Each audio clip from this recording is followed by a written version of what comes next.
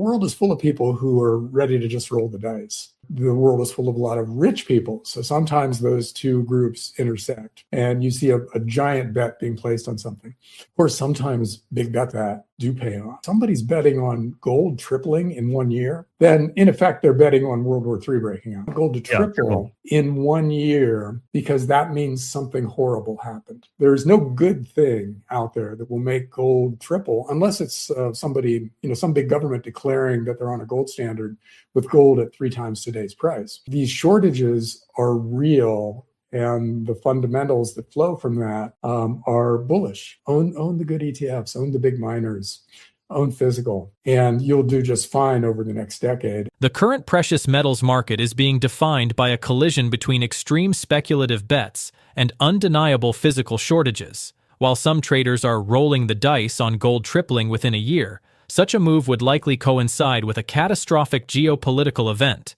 such as a major global conflict or a forced return to a gold standard at 3 times current prices. However, beyond the doomsday scenarios, the structural deficit in silver, now approaching 500 million cumulative ounces, presents an asymmetrical investment opportunity where the floor is being raised by sovereign accumulation and industrial demand. John Rubino, a former Wall Street analyst and author of The Money Bubble, provides a sobering perspective on why this bull market is different from previous cycles.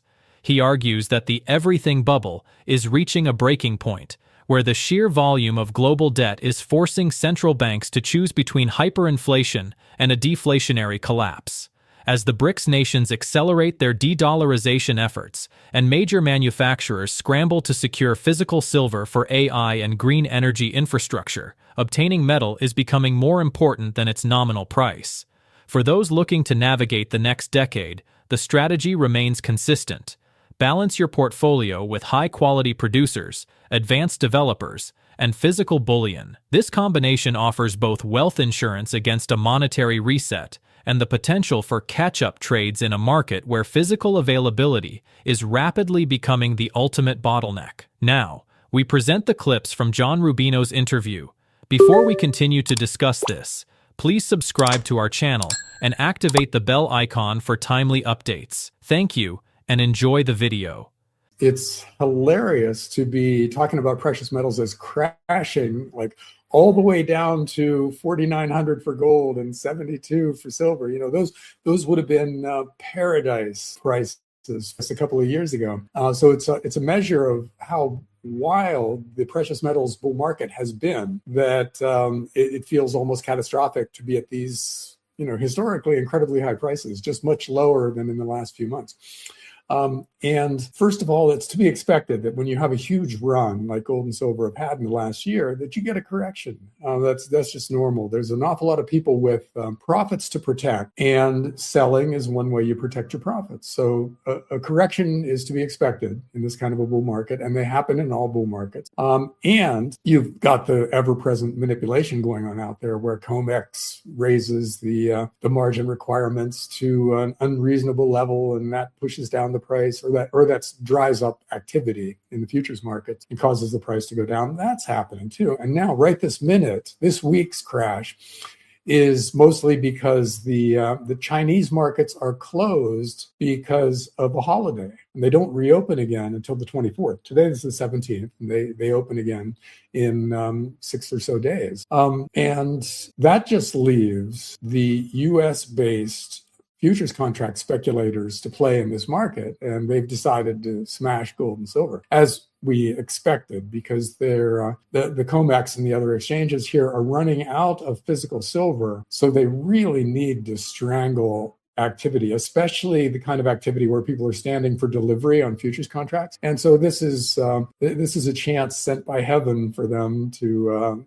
lower the price of silver to the point where it's not an issue. They're not going to be drained dry in the short run and then have to default. So all of that stuff is going on. And most of it will probably reverse out once the Asian traders come back in, because they're basically buying physical for industrial uses. And, the solar panel guys still need the silver they need. The electric car guys still need it. The world's military industrial complexes out there all need silver for their missiles. And so physical is still going to be in demand. The price pressure will probably be to the upside once China comes back online, and we'll probably forget about this week. It'll just be a squiggle in the context of a long-term bull market. So the question is, should we be bottom fishing here? It's just so hard to call these things, these prices the bottom. I looked at SIL, the big silver miner ETF, thinking maybe I'll grab some cheap shares here, but they're still not cheap. They're double or triple where they were a year ago. So bargain hunting just doesn't feel right at these price levels. So I'm just sitting on the sideline waiting for all this to play out. The world is full of people who are ready to just roll the dice, and the world is full of a lot of rich people. So sometimes those two groups intersect, and you see a giant bet being placed on something. Of course, sometimes big bets like that do pay off. There were apparently a lot of short bets on the airlines right before 9/11, and there's stuff like that, both before that and after that, that does make it look like somebody had a lot of inside information. But, if somebody's betting on gold tripling in 1 year, then in effect, they're betting on World War III breaking out, right? Which means they're part in some way of the military industrial complex, or somebody, some general somewhere is funneling some money to his brother-in-law, who called up somebody in China that he knows and said, hey, do this, we'll reimburse. And that's terrible. We do not want gold to go to 8,000 or what was it you said? Gold would triple, right? So we don't want gold to triple in 1 year, because that means something horrible happened. There's no good thing out there that will make gold triple, unless it's somebody, some big government declaring that they're on a gold standard with gold at 3 times today's price. But no government's going to do that unless they're in crisis, because going back to the gold standard takes away the power to create money out of thin air for governments, and they're not going to give that up unless it's the least bad option on a list of really horrendous options. And we're not there yet. We still have options for governments going forward that don't involve them setting up a gold standard and giving up the power to create money out of thin air, and so they're not going to do it yet. So if they're not going to do it, if it's not a government setting up a new gold standard, then it's World War III. And a horrible start to World War III. It's somebody nuking somebody, and the whole world deciding on which side they're going to be on in the coming fight. The precious metals market is navigating a period of intense volatility that, while seemingly catastrophic, is a characteristic hallmark of a powerful bull run. Prices for gold and silver, currently stabilizing around $5,026 and $78 respectively, represent a significant correction from their January peaks, but remain at historically elevated levels.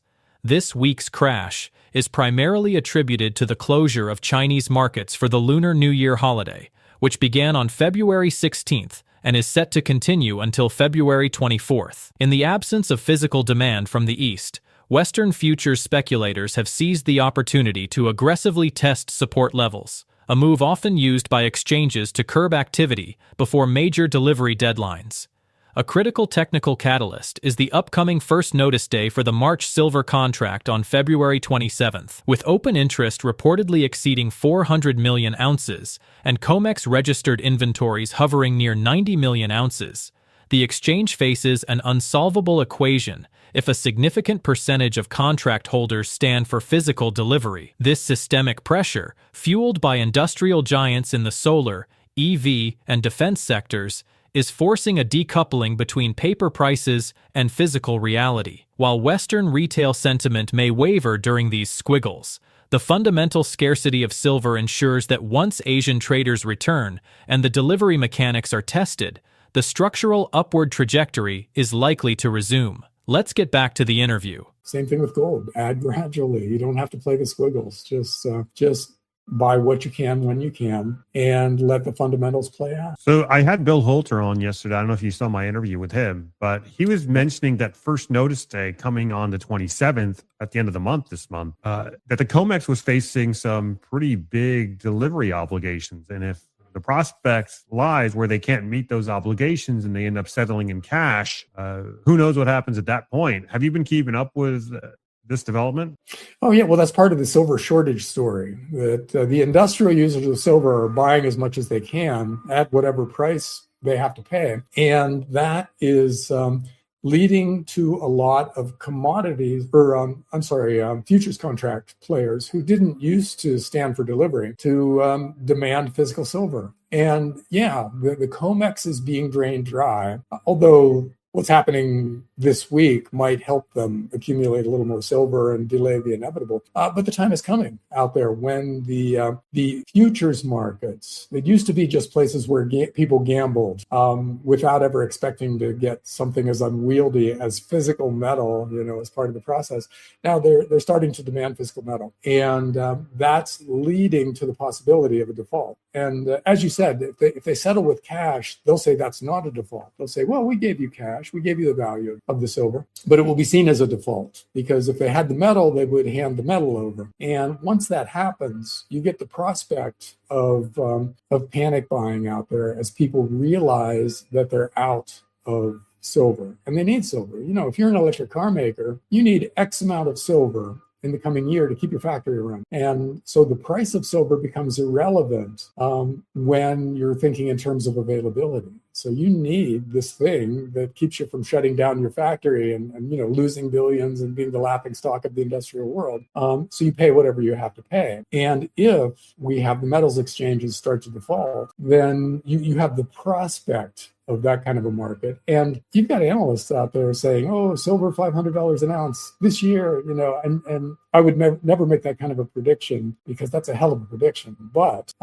in markets where you have extreme shortage and that turns into panic buying, and you sometimes get crazy pricing. That happened with nickel a lot. And everybody should remember that because, and I'm pretty sure it was nickel, right? Where it went straight up. 2022. Okay. Yeah. And so there were a lot of people out there who had long futures contracts in nickel who were rich on paper. They thought they just did the one trade they had to do in their lifetime because nickel went up so much. And then the exchanges just canceled the contracts. They just said, this never happened. We're going to give you all your money back. And there were no massive lawsuits, nothing happened in the Supreme Court or anything with that. It just happened. And everybody who was wrong got away with it. So stuff like that, knowing things like that can happen means that we should consider that possibility in commodities markets going forward, because there are quite a few commodities markets where there are potential big shortages out there. Copper's one, silver's another, gold.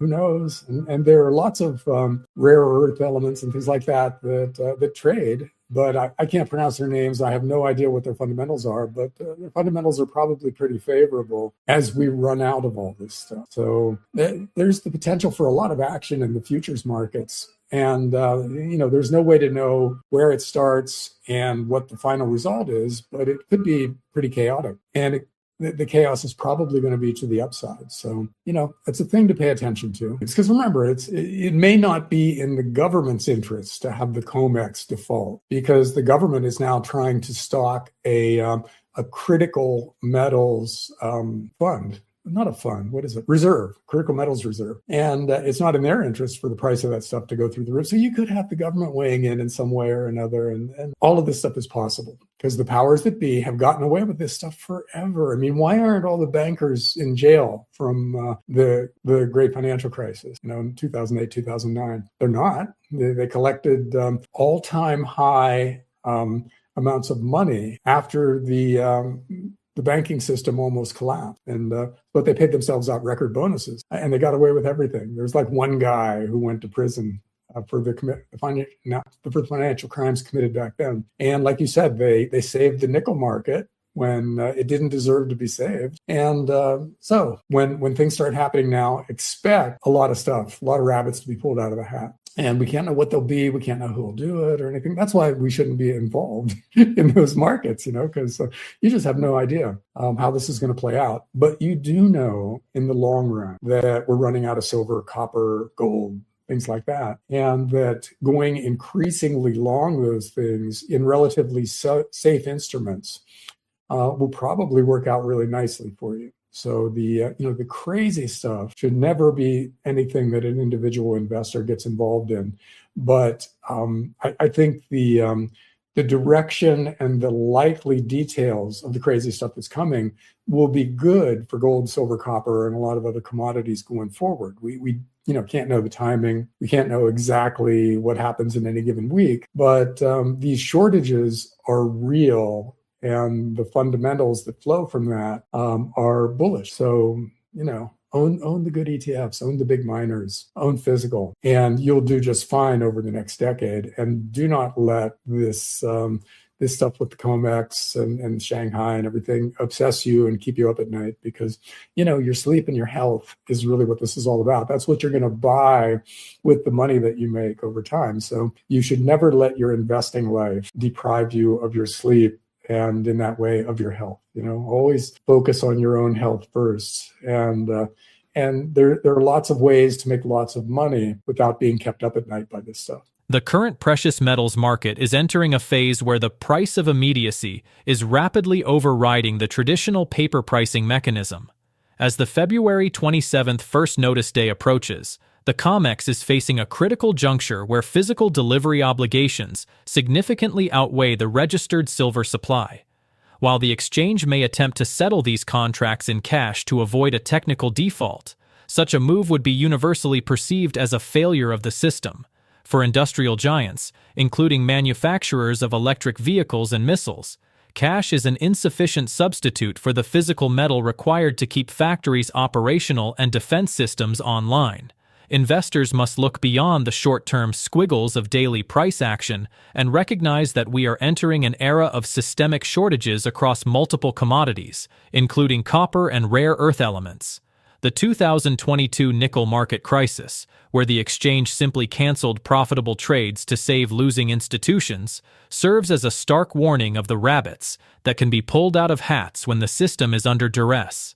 By maintaining a core position in physical bullion and high-quality ETFs, individual investors can bypass the high-stakes gambling of the futures market. Ultimately, the objective of wealth preservation is to secure your health and sleep, ensuring you are positioned for a decade of bullish fundamentals without being consumed by the inevitable chaos of a crumbling fractional reserve system. Share your thoughts on this analysis in the comment section below. If you find this video informative, please support us by liking this video and subscribing to our channel for more financial insights. Thanks for watching.